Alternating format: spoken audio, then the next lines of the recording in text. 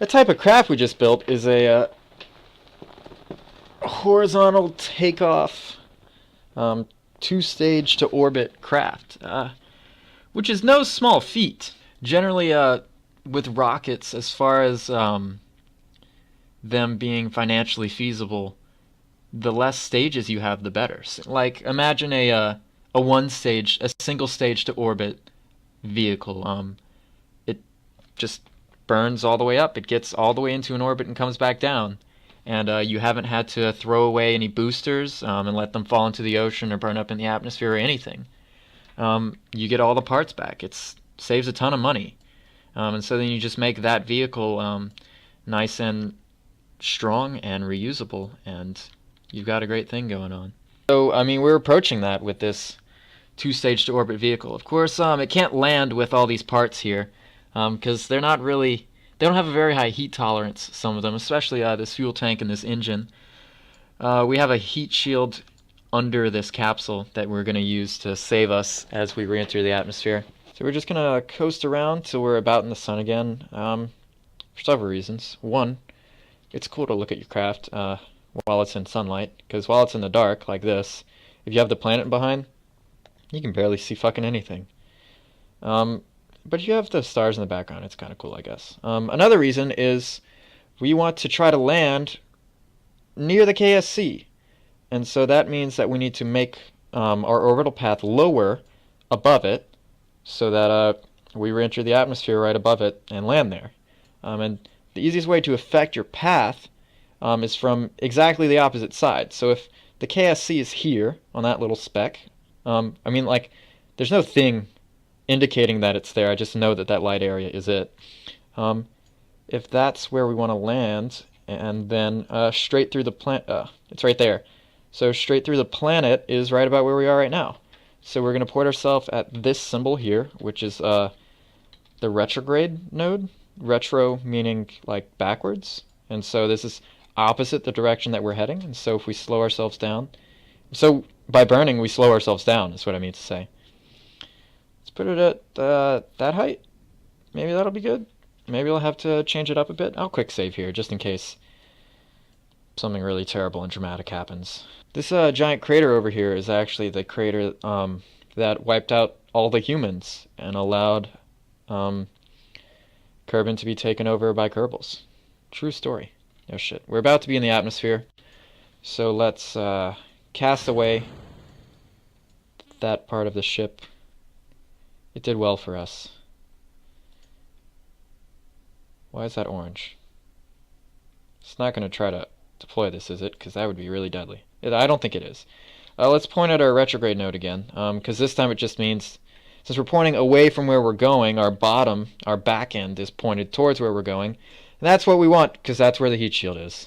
Because from here to when we land, just a couple minutes, we're going to go from 2,312 meters per second, which is actually increasing right now because we're still falling towards the planet faster than the atmosphere is hitting against us and slowing us down. We have to go from that incredibly high speed to 0 when we hit the ground. We want to be near 0 when we hit the ground. We could be like 7 or so, but you don't want to be hitting it at like 300 meters per second, because then you're definitely dead. And so a lot of things go into returning from space to the ground. This initial stage right here, this re-entry into the atmosphere, is really quite dramatic. The camera's changed around because it's recognized that we are falling to the planet, that we're not in space anymore. This re-entry here is going to involve... Oh, I don't want to twist that way. My finger's on the wrong button. I want to just keep this pointed at that node. Anyway, the first stage of returning to a planet is re-entering the atmosphere. And all this vessel has to do that is keep its butt pointed in the direction it's going. And this big old heat shield will protect the rest of it from the atmosphere, which is going to be flying by it at 2,338 meters per second. Think about that. Think about how frickin' fast that is.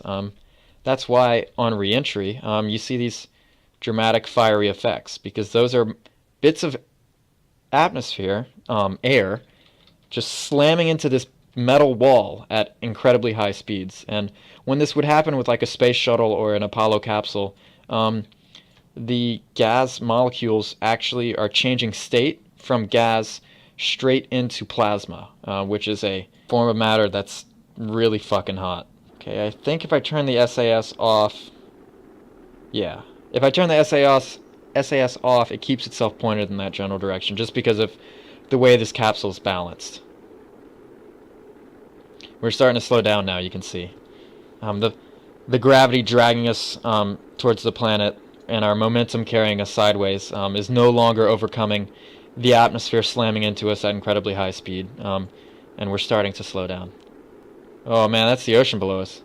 Holy cow. You can see the underwater typology. And look, there's the coast. The coast of the desert. It's really hot in the desert. I'm sure Jebediah wouldn't really want to be in the desert. I'm no expert, but it's looking like we're not going to make it all the way to the KSC. We're going to land in this ocean between the desert and the continent that the KSC is on. But that doesn't really matter. Kerbal Space Program has people who go out and recover stuff. They just charge a fee, so the farther away you land, the less reward you get for what you recover. But we're not recovering that much, so landing that close, not as big of a deal as Jeb actually being able to escape space and come back to the surface. Because if you didn't know, it's a lot easier to survive on the surface of a habitable planet like Kerbin than it is to survive in the terrifying vacuum of space. Oh, look. Oh, shit. Okay. We're going so slow now that, although we still have these effects because we're still going faster than the speed of sound, it's not fiery anymore, which is probably for the best. Of course, the next part of landing on the surface of a planet like Kerbin, after being in space, after the re-entry into the atmosphere, is actually landing on the ground. We're going at a slow enough speed where we can deploy a parachute. And that means we won't just smack into the ground at 100 meters per second. Which, for Jeb, is probably desirable. To not smack into the ground incredibly fast. Here we are. Look, there's our shadow right there. You're home free, Jeb. Holy cow. We've done it. Recover that fucking vessel. Recovery of a vessel from orbit. 9 science. Fuck yeah. 271.6 kilometers away. 85% value for our parts.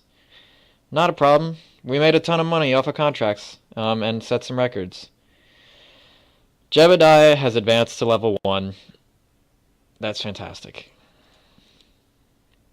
Let's see our messages here. We have entered an orbit, and we've returned to the surface from orbit. You're goddamn right we did. We completed that contract, which asked us to orbit. We completed that one, which asked us to test the thing in orbit. Nice. Okay, great. What are we doing next? Oh, wait, those are all below that height. Oh, that'll be easy. You just need a reliable aircraft that can measure some temperatures.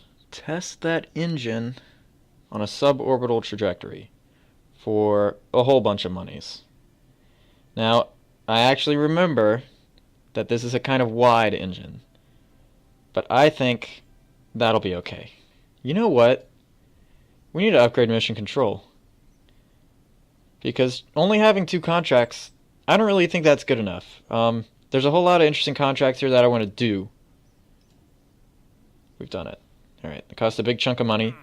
I think it's going to be okay, because we've got this thing to test landed, this thing to test at the launch site, this thing to test at the launch site. Huh. Easy stuff. I think we're going to accept this one too, because it can just ride the rocket with the Poodle engine that we need to test on the suborbital trajectory. Some of my favorite contracts to do are these haul missions that say haul. Because you don't have to test it, and you don't have to do anything but get this part to that altitude while going that speed. And if you just have it there while those conditions are met, it's over. You've done it. You've completed the contract. And I just think that's so simple and nice. What about this thing? What's this? Test a parachute at easy-to-reach altitudes, at easy-to-reach speeds? Shit, yes. Now we have 7 contracts. Oh, man. So much to do. Okay, let's, Let's do the suborbital one first. Alright, here we are flying the Jack of all trades. That's the name of this vessel. It's called that because it's designed to complete 5 contracts in one mission. You ready for what those contracts are? This engine, and this decoupler all need to be tested at the launch pad. This decoupler right here needs to be hauled to somewhere between 61,000 and 65,000 meters while going between 340 meters per second to 1480 meters per second. And finally, this engine right here needs to be tested on a suborbital trajectory at an altitude between 210,000 meters and 220,000 meters. I just read all these things from over here. You'll see them tick by. Let's give this thing a fucking whirl. This first stage is going to turn on both of the jet engines. Alright, we've done it. 2 things right there. 2 contracts complete. This next stage is going to decouple and fire the first engine. Here we go. Very nice. You can see the 3 up there. It's blinking like crazy because we just completed the contract to test the thing on the launch pad. This box up here on the left is our delta V indicators. It's showing how much delta V is left in each stage and how much you have in total, stuff like that. I don't really need it to fly this craft. It's not really giving me any benefit right now. It's only there because I didn't bother to take the mech jeb part off when I was done building this thing. But it's right there on the craft, right at the top. Oh fuck, I need to pay attention to steering. It doesn't want to point up more for some reason. It's a bit harder to fly because I figured I could save some weight by only having 3 fins instead of 4. And yeah, it did successfully save weight, but it's also a real pain in the butt right now. I guess there's oh yeah, there's that first stage crashing into the ground. I guess is what that sound was. Maybe those jet engines are like going in circles on the runway and blowing up. Oh frick. Final stage. Point up. Come on. Come on. Get us there. Oh boy.